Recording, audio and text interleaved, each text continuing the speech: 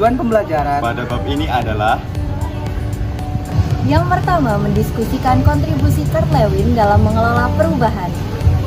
Yang kedua, menyatakan elemen inti dari pendekatan terencana Lewin terhadap perubahan. Tiga, menunjukkan bagaimana perubahan terencana memberikan inti kepada pengembangan organisasi. Yang keempat, menyadari sejarah dan sifat pengembangan organisasi.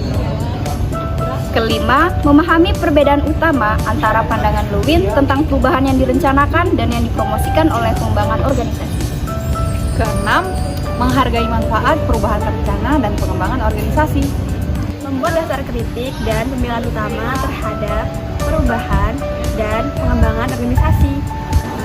Dalam karya Kurt Lewin dan perkembangannya, perubahan yang direncanakan berfokus pada perubahan perilaku individu dan kelompok dalam organisasi yang membuka jalan dan memberikan inti dari pengembangan organisasi. Perubahan yang direncanakan ini berfokus pada kemanusiaan organisasi. Selanjutnya adalah mengenai pendekatan terencana dari Lewin untuk pengembangan organisasi.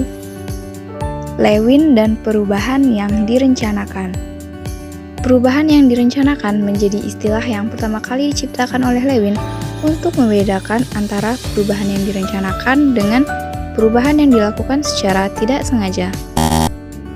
Maka kalimat direncanakan dalam hal ini artinya organisasi secara proaktif mengidentifikasi area yang diyakini memerlukan perubahan. Selanjutnya, organisasi melanjutkan dengan melakukan evaluasi untuk mewujudkan perubahan tersebut. Selanjutnya adalah perubahan yang direncanakan. Lewin adalah seorang kemanusiaan yang percaya bahwa hanya dengan menyelesaikan konflik sosial, baik agama, ras, perkawinan, atau industri, kondisi manusia dapat ditingkatkan.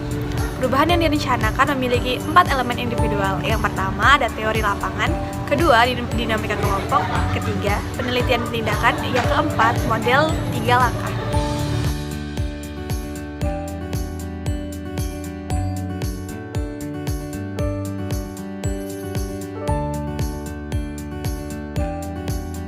Dinamika kelompok merujuk pada kekuatan-kekuatan yang terdapat dalam kelompok.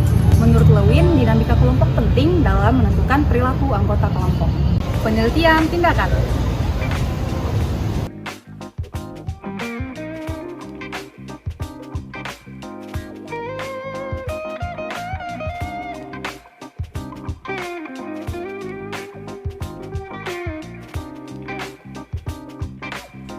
Selanjutnya adalah model 3 langkah.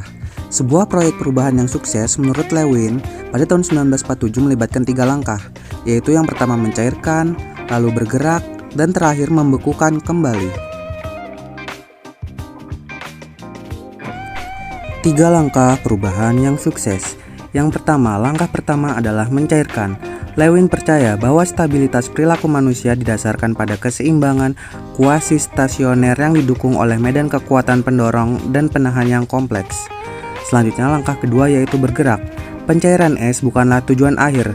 Hal ini menciptakan motivasi untuk belajar tetapi tidak serta-merta mengontrol atau memprediksi arah pembelajaran.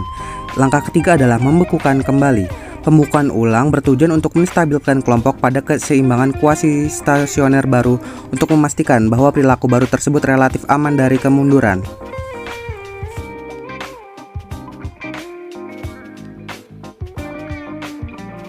Selanjutnya adalah siklus mengatasi.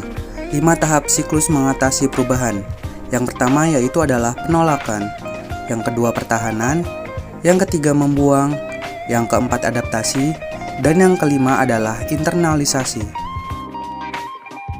Siklus yang pertama yaitu penolakan. Ketika dihadapkan pada kebutuhan untuk membuat atau menerima perubahan yang signifikan, reaksi pertama dari banyak orang atau kelompok adalah menolak adanya kebutuhan akan perubahan.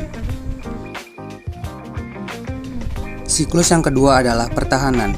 Begitu orang menyadari bahwa perubahan sedang terjadi dan mereka tidak dapat menghentikannya, mereka mungkin merasa ditolak dan tertekan. Hal ini dapat berubah menjadi perilaku defensif, di mana orang akan mempertahankan praktik dan perilaku mereka di masa lalu dan menyangkal bahwa cara-cara baru tersebut cocok untuk mereka dan pekerjaan mereka.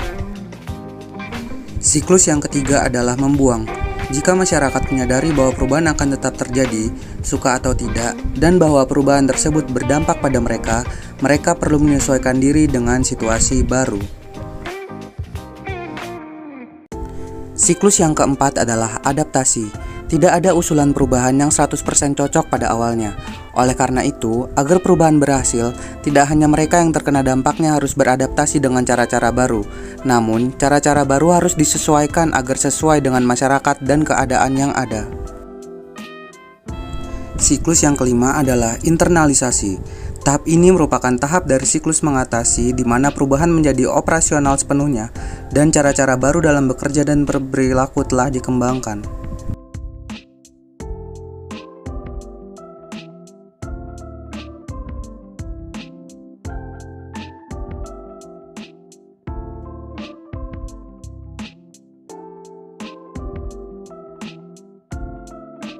Fase perubahan yang direncanakan. Terdapat 4 model fase perubahan terencana menurut Bullock dan Patton. Yang pertama yaitu tahap eksplorasi, yang kedua tahap perencanaan, yang ketiga tahap tindakan, yang keempat tahap integrasi. Tahap yang pertama yaitu tahap eksplorasi, di mana perusahaan atau organisasi menentukan apakah ingin membuat perubahan spesifik dalam operasinya. Yang kedua yaitu tahap perencanaan, di mana perusahaan atau organisasi mengumpulkan informasi guna menentukan masalah dan selanjutnya yaitu menentukan tujuan perubahan yang akan dilakukan. Dan fase yang ketiga yaitu fase tindakan, di mana pada tahap ini organisasi mengimplementasikan perubahan yang diperoleh dari perencanaan.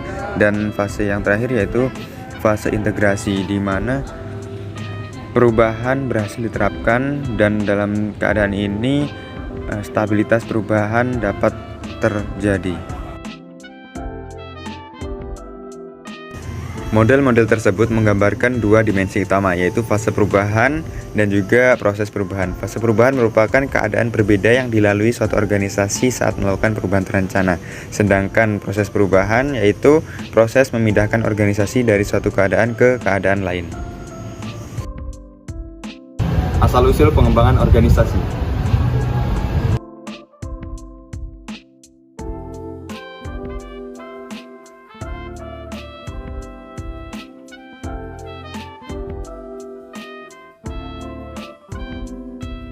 Dapat 5 evolusi dalam pengembangan organisasi.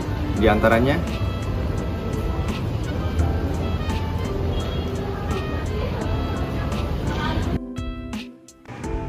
selanjutnya dalam survei terhadap praktisi pengembangan organisasi, Harley pada tahun 92 menemukan bahwa nilai-nilai ini secara jelas tercermin dalam 5 pendekatan utama yang mereka gunakan dalam pekerjaan mereka. Yang pertama yaitu memberdayakan karyawan untuk bertindak, kedua menciptakan keterbukaan dalam komunikasi, ketiga memfasilitasi kepemilikan atas proses perubahan dan hasil-hasilnya, keempat promosi budaya kolaborasi, dan yang kelima yaitu promosi pembelajaran berkelanjutan. Asumsi inti dan nilai-nilai pengembangan organisasi dari French and Bell. Yang pertama yaitu kebutuhan dan aspirasi manusia menjadi alasan utama keberadaan organisasi dalam masyarakat. Kedua, pengembangan organisasi menjunjung tinggi kepercayaan dan pembelajaran bersama. Ketiga, agen perubahan berkomitmen untuk meningkatkan efektivitas organisasi. Dan yang terakhir, pengembangan organisasi paling efektif dalam situasi di mana organisasi berkomitmen terhadap perubahan yang kooperatif, partisipatif, dan mengupayakan hasil yang saling menguntungkan. Selanjutnya itu perubahan sifat pengembangan organisasi. Sejumlah besar praktisi pengembangan organisasi menyadari bahwa perusahaan tidak lagi ingin bereksperimen dengan ide-ide pengembangan organisasi yang baru. Mereka menginginkan produk bernilai uang yang berhasil. Pengembangan organisasi mulai didorong oleh para praktisi wirausaha dan juga pragmatis yang melihat perlunya mengubah menjadi aktivitas komersial yang lebih keras kepala, fokus pada hasil, dan memenuhi apa yang diinginkan oleh perusahaan. Nah, hal tersebut mulai meruntuhkan jembatan antara ketelitian akademis dan juga relevansi praktis yang telah banyak dibangun oleh Lewin sebelumnya. Kemudian muncullah artikel oleh Greiner yang berjudul Red Flags in Organization Development yang dipandang sebagai peringatan bagi gerakan pengembangan organisasi.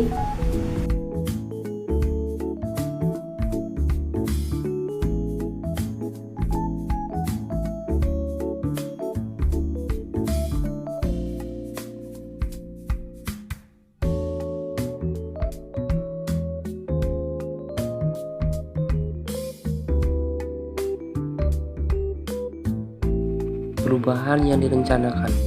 Perubahan terencana sebagaimana dikembangkan oleh Kurt Lewin terdiri dari 4 elemen: teori lapangan, dinamika kelompok, penelitian, tindakan, dan model tingkah laku.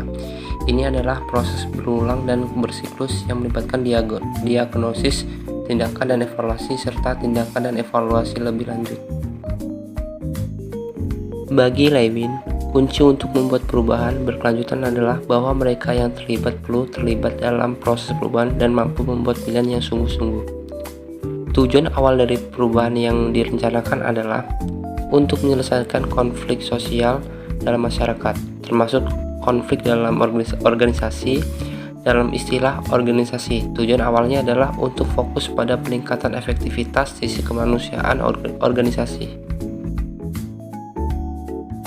Kritik utama yang dilontarkan terhadap pendekatan perubahan terencana. Yang pertama, ketidakpastian lingkungan. Kritik ini mengemukakan bahwa dalam dunia bisnis yang terus berubah, perubahan yang terencana mungkin tidak selalu relevan atau efektif. Yang kedua, pendekatan perubahan terencana dipandang berdasarkan asumsi bahwa kesepakatan bersama dapat dicapai, dan bahwa semua pihak yang terlibat dalam proyek perubahan tertentu mempunyai kemauan dan kepentingan untuk melakukannya. Yang ketiga, pendekatan terencana mengasumsikan bahwa satu jenis pendekatan terhadap perubahan cocok untuk semua organisasi, semua situasi, dan setiap waktu. Kesimpulan dari materi ini adalah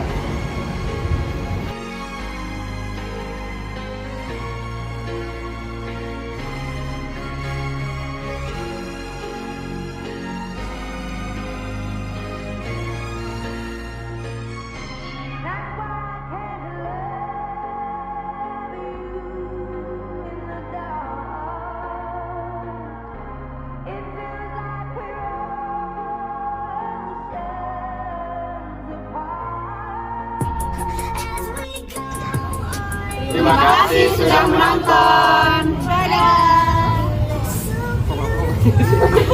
Wih.